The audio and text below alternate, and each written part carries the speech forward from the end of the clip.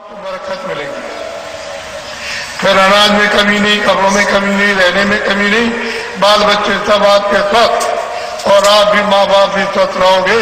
जो भी परिवार में भाई बंद होगा सब वही सब सीधी सीधी बात। आपको करना आपको साधु बनाना चाहिए, या हम आपको साधु देने या हम और बांटने आए, हमारा काम नहीं। हम वो तो सही और सच्चा आपको बहुत कराना। ये काम करो आप, अगर सबके सब करने लगो तो 2 बरस के अंदर सारा देश बन जाए। लेकिन आपने धोखा दिया, बेईमानी की, चोरी की, ठगी की और मारा और कत्ल कर दिया और उसको ढपकाया रात को दिन को उसको ले लिया और ये सब जमा करते रहे। तरकीब से उसने इसमें बंद किया तो ये खाली हो। और जितना सामान तुमने इसके लिए जो जमा किया था वो तो सब वो पड़ा। एक भी जरा सा भी कोई कण या जर्रा आपके पास आप सामने देख लो। अगर कोई ले जाए तो हम बिल्कुल ही ले जाए। हमको भी जाना है। हमारी 97 साल की उम्र हो गई तो हमको तो जाना ही। हमारे पास तो कुछ है नहीं। उसको सोच लीजिए अच्छी तरह। कुछ अपना काम करते ईमानदारी मेहनत के साथ तो आज सब फल आपको मिल जाता, सारी सुख भी आपको मिल जाता और जीवात्मा जाग जाती तो प्रभु को भी प्राप्त। लेकिन वो काम नहीं किया तो फिर से आपको बताया जाता कि आप इसको समझ लो, अभी कर लो तो अच्छा रहेगा और इस समय निकला जा रहा तो फिर जाने वाला कुछ नहीं। फिर तो सजा मिलेगी आपको। पहले सजा, अगर तुमने कुछ जीवन में पुण्य भी किया है तो वो जमा रहेगा। अनेकों जन्मों का पुण्य जब इकट्ठा हो जाएगा और इस पुण्य से मनुष्य शरीर मिलेगा कि नहीं मिलेगा, तब जाके मनुष्य शरीर दिया जाएगा। उस पर उतना ही ब्याज लगेगा, पुण्य पर उतना ही ब्याज लगेगा और देखा जाएगा कि छोटा मोटा काम नहीं तो पाप करोगे उसमें भी ब्याज लगेगा। दोनों में ब्याज लगता है। जैसे यहाँ ब्याज रुपया पैसा सामान देने पर लेते हो, ऐसे ही वो जो खर्च करोगे मित्रों उस पर आपको पुण्यों पर, पुण्य पर भी और पाप पर भी ब्याज मिलेगा और सबका वसूल करेगा। वहां नरक पहुंचा फिर लिया करके पशु पक्षी, जल के जीव, थल के जीव इसमें बस और तरह तरह की यातना मिलेगी। वो योनियां भोग योनि, ये योनि जो है वो कर्म योनि।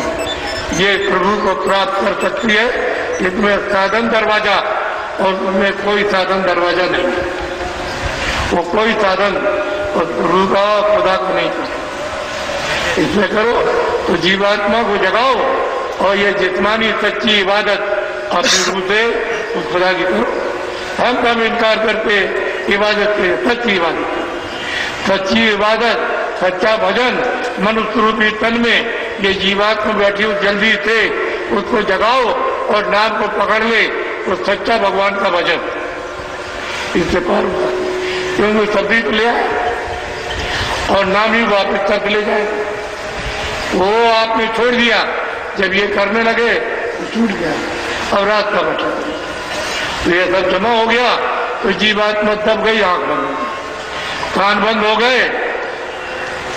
अब आपने दवा तो किसी से मांगी, बाहर की आंख और कान हो जाए तो दवा मांगते हो तो बाहर की तो ठीक हो सकती हो या ना हो, लेकिन अंदर की आंख के लिए और कान के लिए, नाक के लिए कोई दवा मांगी? किसी महात्मा भगीर से अगर दवा मांगते तो काम हो गया। आज जीवात्मा जाग करके अपने उस प्रभु को प्राप्त कर लिया, लेकिन वो भी सर्वभूत इस मोह ममता माया में, काम में, क्रोध में, इसमें क्षोभ में, इसमें फंसते हैं। अब इसमें देखते हैं उधर तब तो आप इन सब विकारों में, जब कुछ नहीं मिला तो उतर गए, अगर मिल जाता तो क्यों विकार में? तब तो आप बिल्कुल निर्मल और पवित्र हो जाते। और ये नहीं जानते निर्मल जन तो मोह पावे और मोह चल चित्र कपट नहीं भावे, सीधा सीधा रास्ता। वो तो मैं आपको जानता हूं, लेकिन ये बताना जरूरी है। ये सबसे प्रथम बताना कि आप किस तरह से फंस गए। जब नाम पकड़े थे तो धीरे धीरे करके कम करते गए और इधर आसक्ति को, मन को, बुद्धि को, चित्त को लगाते गए और जाकर के फंस गए। उधर से जो पाप पुण्य जमा हुआ पर्दा उस जीवात्मा को दबाकर आंख और कान बंद कर लिए और सामने का दरवाजा था स्वर्ग का। और स्वर्ग तो सबको मरने के बाद मिलेगा, जिंदा में तो कोई कहता नहीं। और जो सुनाते हो कथा वार्ता वो तो पढ़ा हुआ सुना देता, आपको कुछ देता तो है नहीं। और तुम सुनते रहते हो, तुमने कुछ पाया नहीं, तो यही फिर कहा जाता है कि मरने के बाद मिलेगा। और सबने कहावत कर ली। तो मैं तो ये पूछता हूँ कि जब स्वर्ग तक चले गए तो किसी की चिट्ठी तो आई होगी कि मैं स्वर्ग पहुंच गया हूँ और तुम भी चले जाना। तो किसी की चिट्ठी आई नहीं और तुमने स्वर्ग देखा नहीं, लेकिन कह दिया मरने के बाद। अरे जिंदा क्यों नहीं देखते? जब दरवाजे पर बैठे हो, आंख तुम्हारे पास तीसरी है, कान तीसरा है और नाक तीसरी है। दो आंख शरीर में, दो कान शरीर में, दो नाक। ये शरीर के ये खराब हो जाते हैं तो हो गए खराब, लेकिन जीवात्मा की आंख कर्मों से खराब हो। जो तुमने कर्म किए वो जरा सा तुम नाम को, शब्द को, आवाज को, कलमा को, आयतों को पकड़ो तो उधर से धारा आने लगे, सब साफ, न पाप रहेगा न पुण्य। ऐसी धारा अगम की सदगुरु दई बताए, अगर वो सदगुरु धारा को बता दे और जीवात्मा को जोड़ दे, कोई पाप रहने को पुण्य नहीं, न पाप रहेगा न पुण्य रहेगा। तो मनुष्य शरीर में पाओ भी ऊपर जाओ। जब पुण्य पाप यहाँ रहने का नहीं है तो सब ऊपर जाओ, तो वही काम करो कि हम ऊपर चले। उसके लिए हम आपको नामदान देंगे, अभी देंगे उत्साहकारी।